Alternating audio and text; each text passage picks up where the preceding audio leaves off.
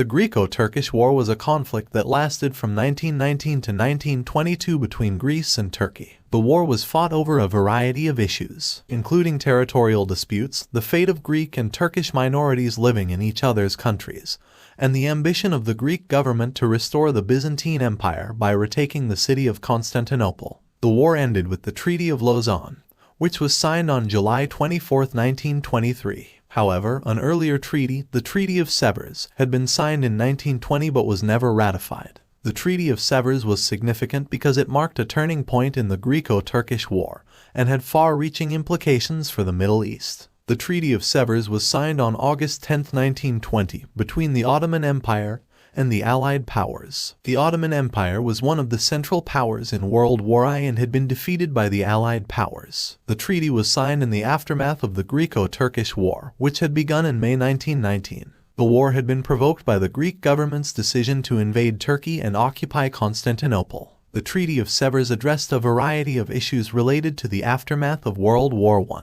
It forced the Ottoman Empire to give up most of its territory outside of Anatolia, and to recognize the independence of various states, including Greece, Armenia, and Georgia. The treaty also granted certain territories to the Allied powers, including the Ottoman Empire's Arabian territories, which were divided into mandates to be administered by Britain and France. Terms of the treaty. The Treaty of Sèvres was a harsh peace settlement for the Ottoman Empire. The treaty recognized the independence of Greece and ceded much of the Ottoman Empire's European territory to Greece, including the city of Smyrna, which was a major port city in Asia Minor. The treaty also recognized the independence of Armenia and created a Kurdish state. The Kurdish state was never established due to the opposition of Turkey and other factors. The treaty also imposed a number of economic and military provisions on the Ottoman Empire. They forced the empire to pay reparations to the Allied powers, disarm its military forces, and give up its control over the Dardanelles, which was an important shipping lane connecting the Black Sea to the Mediterranean. The Dardanelles were to be administered by an international commission. Reactions to the treaty. The Treaty of Sèvres was a deeply unpopular treaty in Turkey. The Ottoman government refused to ratify the treaty, and the Turkish War of Independence broke out in 1919.